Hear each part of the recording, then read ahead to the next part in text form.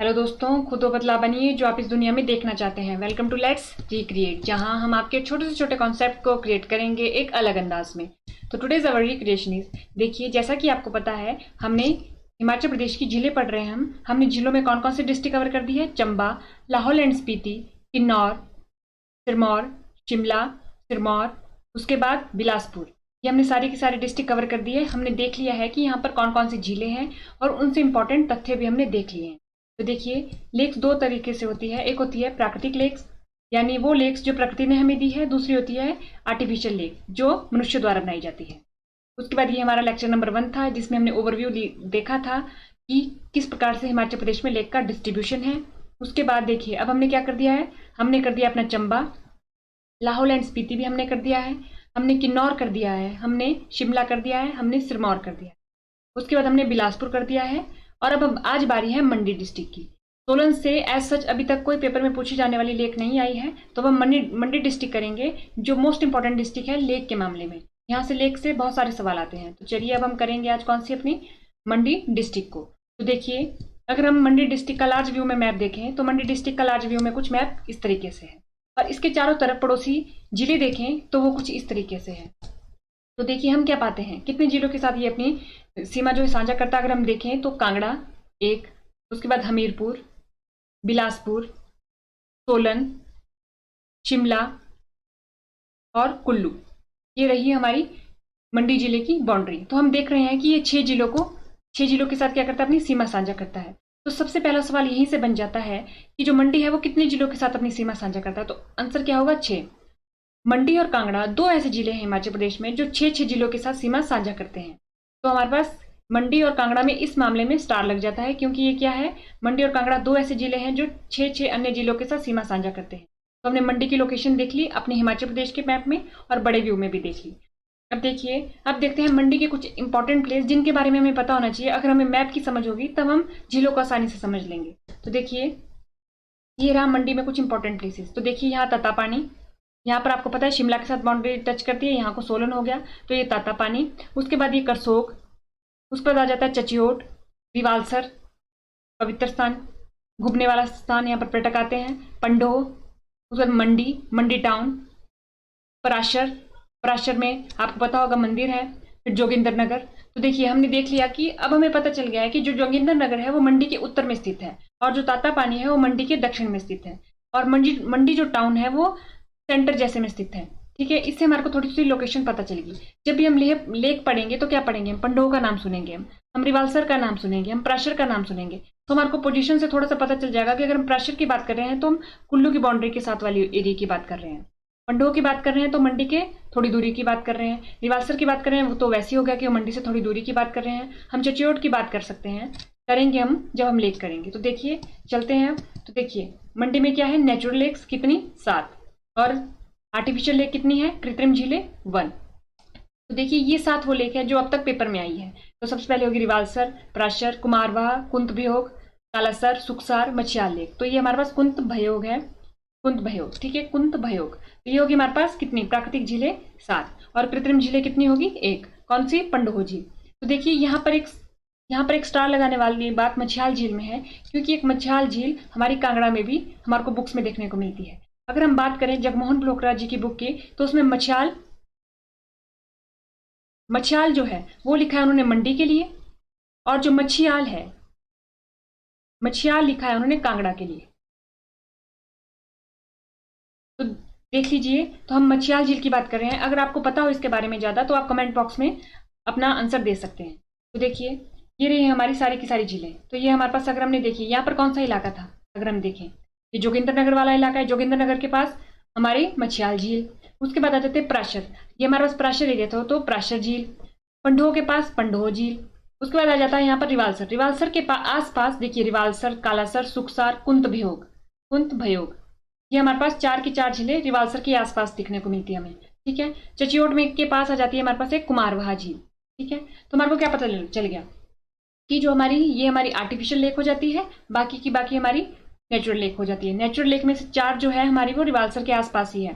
एक हमारी जोगिंदर नगर यानी कि मंडी के उत्तर में पड़ती है, एक हमारी पड़ती है चचियोट के पास कुमारवाह, और एक पड़ती है पराशर झील। तो ये होगी हमारी 4, 5, 6, 7 झीलें हमारी नेचुरल प्राकृतिक, और एक हो गई हमारी आर्टिफिशियल, ये हो गई।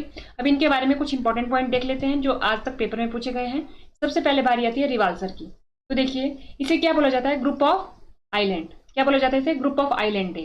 तो देखिए अगर हमें याद हो, हमने चंपा पढ़ा था, उसमें हमने एक पढ़ी थी लामा डल लेक। उसके बारे में क्या इंपॉर्टेंट पॉइंट था, ग्रुप ऑफ 7 लेक। क्या पढ़ा था हमने उसमें, ग्रुप ऑफ 7 लेक। तो देखिए 3 फैक्ट है इसमें, एक आगे एक और लेक आएगी जिसमें कुछ ऐसे ही ग्रुप से रिलेटेड टर्म आएगी। तो हमें याद रखना है कि लामा डल लेक है, उसे बोला गया था ग्रुप ऑफ 7 लेक। ये लामा डल को क्या बोला गया है, ग्रुप ऑफ 7 लेक। ये हमें पता चल गया यहाँ से। उसके बाद ये जो हमारी रिवाल्सर है इसे क्या बोला गया है, इसे बोला गया है group of island, group of island, ठीक है। It is also known as Padmankan. देखिए इसे क्या बोला जाता है, पद्मांकन। किसके द्वारा, बुद्धिस्ट लोगों के द्वारा, पद्मांकन। यहाँ पर आपको अगर स्पेलिंग नहीं दिख रही है तो पद्मांकन, ठीक है। उसका आता है Chheshu fair organised here on the birthday of Buddhist monk Padmasambhava. आपको पता होगा बुद्धिस्ट मॉन्क पद्मसंभव जी के बारे में, उनके बर्थडे पे यहाँ पर क्या मनाया जाता है, छेशु फेयर। उसके बाद आता है ये पिलग्रिमेज, यानी कि धार्मिक स्थान है किस किस के लिए, हिंदू, सिख और बुद्धिस्ट के लिए। तो देखिए यहाँ पर 3 रिलीजन का क्या हो रहा है, मिलन हो रहा है, ठीक है। उसके बाद आता है कि ये एसोसिएटेड है किसके साथ, नागाकट और सरपेंट वर्शिप के लिए, ठीक है। जो नाग देवता जी को पूजते हैं उनके लिए भी ये प्लेस एसोसिएटेड माना जाता है। उसके बाद आता है लोमेश ऋषि। देखिए यहाँ पर ये वाला पॉइंट भी इंपॉर्टेंट है क्योंकि पूछा गया है एक बारी, लोमेश ऋषि का स्थान कौन सी लेक से है, तो कौन सी लेक से है, रिवाल्सर लेक से। इन्होंने क्या बोला था यहाँ पर इन्होंने लॉर्ड शिव की पूजा की थी। भगवान उनकी पूजा से इतने प्रसन्न हुए थे कि उन्होंने क्या दिया उन्हें, द 7 फ्लोटिंग आइलैंड। देखिए इन्हें ग्रुप ऑफ आइलैंड बोलते हैं। तो भगवान शिव ने प्रसन्न होकर क्या दिया, द 7 फ्लोटिंग आइलैंड, ठीक है, इन रिवॉर्ड, उनकी तपस्या से प्रसन्न होकर। उसके बाद आता है कि यहाँ पर एक सिख गुरुद्वारा भी है। अभी हमने देखा था यहाँ पर 3 धर्मों का मिलन हो रहा है, हिंदू, सिख और बुद्धिज्म का। तो देखिए यहाँ पर जो सिख गुरुद्वारा है, सिखों के लिए गुरुद्वारा भी है, जो बिल्ड किया था, किसकी याद में बिल्ड किया गया था, जो गुरु गोविंद सिंह जी यहाँ पर आए थे मंडी में जब घूमने, तो उनकी याद में क्या किया गया था, यहाँ पर एक गुरुद्वारा बनाया गया था, ठीक है। अब उसके बाद हमने क्या देखा, यहाँ पर स्टार लगा है पद्मांकन पर। देखिए पद्मांकन पर स्टार लगा है, तो इससे रिलेटेड एक स्टोरी है जो हमें पता होनी चाहिए। तो देखते हैं अब हम क्या स्टोरी है। तो देखिए अष्टधरा एक राजा है, वो कहाँ के राजा हैं, वो राजा है जहोर के राजा है। तो जहोर जो है वो नाम है किसका, मंडी का तिब्बतियन नाम क्या है, जहोर। तो ये वाला क्वेश्चन भी पूछा जाता है कि जो मंडी का तिब्बतियन नाम है वो क्या है, जहोर, ठीक है। उनकी एक पुत्री थी, देखिए ये राजा हो गए, उनकी पुत्री होगी मांडवरा पुत्री होगी उनकी। अब देखिए मांडवरा थी, वो स्वभाव में कैसी थी वो जानना हमारे लिए जरूरी है। वो थी स्वभाव में रिलीजियस, धार्मिक प्रवृत्ति की थी, वो धार्मिक प्रवृत्ति थी, उनका धर्म की तरफ झुकाव ज्यादा था, जिस वजह से उन्होंने अपने जितने भी शाही जो रिश्ते थे वो सारे के सारे रिनाउंस कर दिए थे, मानने से इनकार कर दिया था। वो पूरी की पूरी धार्मिक स्वभाव की हो गई थी। उसके बाद उन्होंने क्या किया, उन्होंने शांता रक्षता, जो क्या माने जाते हैं, बुद्धिस्ट स्कॉलर माने जाते हैं और पद्मसंभव जी के भाई भी माने जाते हैं, उनके सामने वाव ली, ठीक है, प्रतिज्ञा ली, ठीक है। उसके बाद क्या हो गया, एक दिन क्या होता है, ये सब कुछ हो गया। देखिए क्या हो रहा है कि ये राजा है, राजा की पुत्री है, पुत्री कैसी है, धार्मिक स्वभाव की है, और राजा है वो राजा की पुत्री है। तो उन्होंने अपने सारे के सारे जो शाही जो भी ऐशो आराम थे वो छोड़ दिए थे और उन्होंने इनके सामने प्रतिज्ञा ले ली थी, ठीक है। और ये किसके भाई है, ये है पद्मसंभव जी के भाई। पद्मसंभव हमें जानते हैं उनके बारे में, बुद्धिस्ट मॉन्क है जो एक, ठीक है। तो एक दिन क्या होता है कि जो पद्मसंभव है वो इन्हें शिक्षा दे रहे होते हैं, धर्म से रिलेटेड तो शिक्षा दे रहे होते हैं, लेकिन एक जो गाय चराने वाला है वो कुछ गलत समझ लेता है और वो क्या कर देता है, पूरे गांव में जाके फैला देता है कि कुछ गलत हो रहा है, ठीक है। तो उस वजह से क्या होता है, फिर राजा को गुस्सा आ जाता है और राजा क्या करता है, अपनी पुत्री को और पद्मसंभव जी दोनों को सजा देता है। और वो क्या कर देता है कि इन दोनों पद्मसंभव जी को, अपनी पुत्री को तो वो पुत्री को हानि पहुंचाने की कोशिश करता है और पद्मसंभव जी को जहां पर भी वो रह रहे होते हैं वहां पर आग लगा देता है। आग लगाने के बाद क्या हो गया कि कुछ दिन तक वहां पर आग जली रही, वो बुझी नहीं। तो जब राजा ने देखा कि ये बुझ नहीं रही है तो वहां पर वो आए, उन्होंने जाना कि ये कुछ स्थान कुछ अलग बात है यहाँ पर। और उसके बाद उन्होंने जब देखा तो उन्होंने देखा कि जो प्लेस है वो लेक में बदल गया है, जहाँ पर उन्होंने आग लगाई थी वो प्लेस लेक में बदल चुका है। और लेक कैसी, एक लेक बन चुकी है और उसके बीचों बीच क्या है, लोटस है, फूल, एक हमारा लोटस का फूल खिला हुआ है, ठीक है। ये है, ये देख के उन्होंने क्या बोला, उन्होंने बोला पद्मसंभव जी को कि आप मेरी पूरी की पूरी प्रॉपर्टी ले लीजिए। तो ये उस वजह से क्या पड़ा यहाँ पर नाम इसका, पद्मांकन, ठीक है, क्योंकि ये लेक बनी किसके, जब राजा ने इनको सजा दी थी उसके बाद ये लेक बनी, तो इसको क्या बोला जाता है, पद्मांकन। ये हो गया हमारे पास। अब उसके बाद बारी आती है, ये हमने हिंदी में लिखा है पूरा का पूरा रिवाल्सर के बारे में जो हमने पढ़ लिया अभी। अब भाई हमारी दूसरी पराशर। प्राशर को क्या बोला जाता है? Floating island lake. तो देखिए अभी हमने पढ़ा group of island, group of island पढ़ा रिवाल्सर के बारे में। Group of 7 lake, group of 7 lake वो हमने पढ़ा लामा डल लेक के बारे में। तो हमारे पास पता हो गया Lama Dal lake, group of 7 lake, group of island Rewalsar lake, floating island lake, Prashar lake, ये हो गया हमारे को पता। ये कहाँ है? 30 किलोमीटर फ्रॉम मंडी। हमने प्राशर की लोकेशन देखी थी मैप में, 30 किलोमीटर फ्रॉम मंडी से। उसके बाद आता है कि यहाँ पर जो प्राशर लेक है उसके पास ही पैगोडा स्टाइल का एक मंदिर बना हुआ है, और वो मंदिर बनाया गया है बान सेन जी द्वारा, जो यहाँ के राजा थे 1346 में। ठीक है, ये तथ्य पूछे जाते हैं। उसके बाद आता है कि प्राशर फेरी भी यहाँ पर लगता है। ये हमारे पास सारे के सारे पॉइंट हो गए हमने प्राशर लेक के बारे में। तीसरी आती है कुमारवाहा। कुमारवाहा जो हमने पढ़ी थी वो कहाँ पढ़ी थी? चच्योट मंडी, इसकी लोकेशन भी हमने देखी थी। उसके बाद आता है कि जो यहाँ पर मंदिर है वहां पर जो गोल्ड और सिल्वर ऑफर किए जाते हैं भक्तों के द्वारा, उसे इस जो लेक है उसमें डाल दिया जाता है। ठीक है, उसके बाद आता है कि यहाँ पर अगर हम जाएंगे इसके पूर्व में, तो लेक के पूर्व में एक शिकारी देवी जी का मंदिर भी है। ठीक है, ये हो गया हमारे पास। अब उसके बाद आता है हमारे पास कुंत भयोग। कुंत भयोग, तो ये क्या है? ये कहाँ पर है? सिचुएटेड है ये लिवालसर टाउन के टॉप पे। उसके बाद आता है कि ये इसे बोला जाता है कि ये जो कुंत भयोग है, तो आपको पता होगा पांडव की माता का क्या नाम था? कुंती। तो कुंत भयोग तो किससे रिलेटेड कर दिया? पांडव की माता से, माता जी से। तो ये हो गया हमारे पास पांडव की माता जी कुंती से इनका संबंध माना जाता है। उसके बाद आती है कालासर।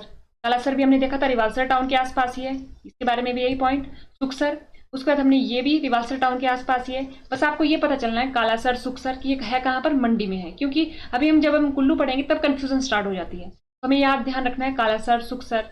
देखिए कालासर सुखसर ये कहाँ पर है? हमारे पास रिवाल्सर टाउन के आसपास। उसके बाद आती है हमारे पास मछियाल झील।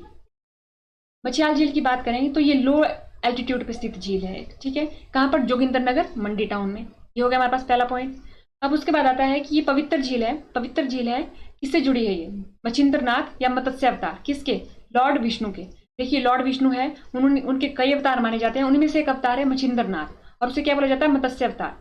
और उसका क्या मतलब होता है? द फिश गॉड, मतलब फिश गॉड, मछलियों के देवता। ठीक है, उसके बाद आता है कि हमें अगर हमें देखना हो कि फेमस कौन है इसको मानने वाले, मच्छिंद्रनाथ को मानने वाले, भगवान को मानने वाले, तो वो है गुरु गोरखनाथ। ये हो गया हमारे पास। तो ये हमने पढ़ लिया क्या? ये हमने पढ़ा मछियाल झील के बारे में। अब एक आती है हमारी पंडोह लेक।